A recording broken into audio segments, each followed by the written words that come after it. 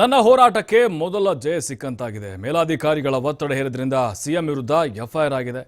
CM ವಿರುದ್ಧ FIR ಹಿನ್ನೆಲೆ ದೂರುದಾರ ಸ್ನೇಹಮಯಿ ಕೃಷ್ಣ ಸಂತಸವನ್ನ ವ್ಯಕ್ತಪಡಿಸಿದ್ದಾರೆ.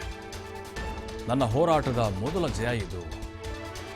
ಅದರಲ್ಲೂ ಮೇಲಾಧಿಕಾರಿಗಳ ಒತ್ತಡ ಹೆಚ್ಚಾಯಿತು ಅನ್ನುವಂಥ ಕಾರಣಕ್ಕೆ ಸಿಎಂ ವಿರುದ್ಧ ಎಫ್ಐಆರ್ ಮಾಡಿದ್ದಾರೆ ಇವರು 2 ದಿನ ಆದಮೇಲೆ.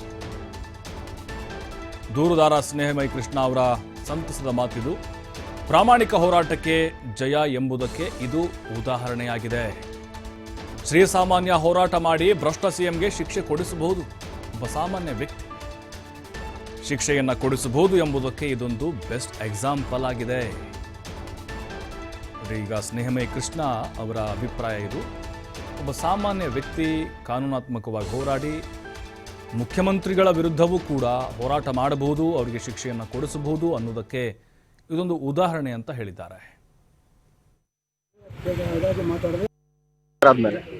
ಸರ್, ಅವರು ಎಫ್ಐಆರ್ ದಾಖಲು ಮಾಡಿದೆ. ಹೀಗಾಗಿ ಇವತ್ತು ಬೆಳಗ್ಗೆ ಮಾಧ್ಯಮ ಮುಂದೆ ಇದಾಗಿ ಮಾತಾಡಿದೆ. ಸೊ ಬಹುಶಃ ಈ ಕಾರಣದಿಂದ ಮೇಲಾಧಿಕಾರಿಗಳಿಗೆ ಒತ್ತಡ ಬಂದಿರಬೇಕು. ಈ ಕಾರಣದಿಂದ ಈಗ ಎಫ್ಐಆರ್ ದಾಖಲು ಮಾಡಿದರೆ ನಮ್ಮ ಹೋರಾಟಕ್ಕೆ ಮತ್ತೊಂದು ಜಯ ಸಿಕ್ಕಂತಾಗಿದೆ. ಸಮಾಧಾನ ತಂದಿದೆ. ಸಮಾಧಾನ ಈಗ ನಮ್ಮ ಪ್ರಾಮಾಣಿಕ ಹೋರಾಟಕ್ಕೆ ಯಾವತ್ತೂ ಜಯ ಸಿಗುತ್ತೆ ಅಂತ ಆಯಿತು. ಒಂದು ಉದಾಹರಣೆ, ಒಬ್ಬ ರಾಜ್ಯದ ಮುಖ್ಯಮಂತ್ರಿ ವಿರುದ್ಧ ಒಬ್ಬ ಜನಸಾಮಾನ್ಯ ಕೂಡ ಹೋರಾಟ ಮಾಡಿ ಒಬ್ಬ ಭ್ರಷ್ಟ ಮುಖ್ಯಮಂತ್ರಿಗೆ ಶಿಕ್ಷೆ ಕೊಡಿಸ್ಬೋದು ಅನ್ನೋದಕ್ಕೆ ಅದೊಂದು ಪ್ರಧಾನ ಉದಾಹರಣೆ ಆಗಿದೆ. ಇದು ರಾಜ್ಯದ ಅರ್ಥ ಮಾಡ್ಕೋಬೇಕು. ನಾವು ಈ ದೇಶದ ನಾಗರಿಕರಾಗಿ ಈ ದೇಶದಲ್ಲಿ ಇಂಥ ಸಿದ್ದರಾಮಯ್ಯವಂಥ ಭ್ರಷ್ಟ ರಾಜಕಾರಣ ಮಾಡುವಂಥ ಅಕ್ರಮಗಳನ್ನ ಅನ್ಯಾಯಗಳನ್ನ ತಡಿಬೇಕು ಅಂತೇಳಿ ಮನವಿ ಮಾಡ್ತಾರೆ. ಈಗ ಲೋಕ ದಾಖಲು ಮಾಡಿದ್ರು ಕೂಡ ಅವ್ರ ಮೇಲೆ ಕ್ರಮ ತಗೊಳ್ಳುವಂಥ ಖಚಿತ.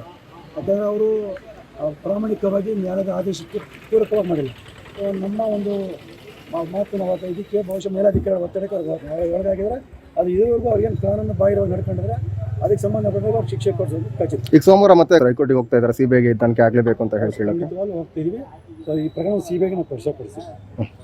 ಸಿಬಿಐಗೆ ಖಂಡಿತವಲ್ಲ ಸರ್. ಈಗ ಪ್ರಾರಂಭಿಕ ಹಂತದಲ್ಲೇ ಒಂದು ಪ್ರಕರಣ ದಾಖಲು ಮಾಡೋದಕ್ಕೆ ಇವರು ಇಷ್ಟೊಂದು ಆಟ ಆಡಿದೆ ಅಂತಂದರೆ ಇವರು ನಿಜವಾಗ್ಲೂ ಮತ್ತು ಅದಕ್ಕೂ ಅಂತ ಮುಖ್ಯವಾಗಿ ಒಂದು ಮೊಬೈಲ್ ಫೋನ್ಗೆ ಎದುರುಕೊಳ್ಳುವಂಥ ಪೊಲೀಸ್ SP ಒಂದು ಮೊಬೈಲ್ ಫೋನ್ಗೆ ಎದುರುಕೊಳ್ಳೋ ವ್ಯಕ್ತಿ ನಿಜವಾಗ್ಲೂ ಒಬ್ಬ ಮುಖ್ಯಮಂತ್ರಿ ವಿರುದ್ಧ ತನಿಖೆ ಪ್ರಾಮಾಣಿಕ ತನಿಖೆ ಮಾಡಿ ಸತ್ಯನ ಎತ್ತಿರೋದು ನಮಗೆ ಹೇಳೋಕ್ಕಾಗ್ತಾ ಇದೆ.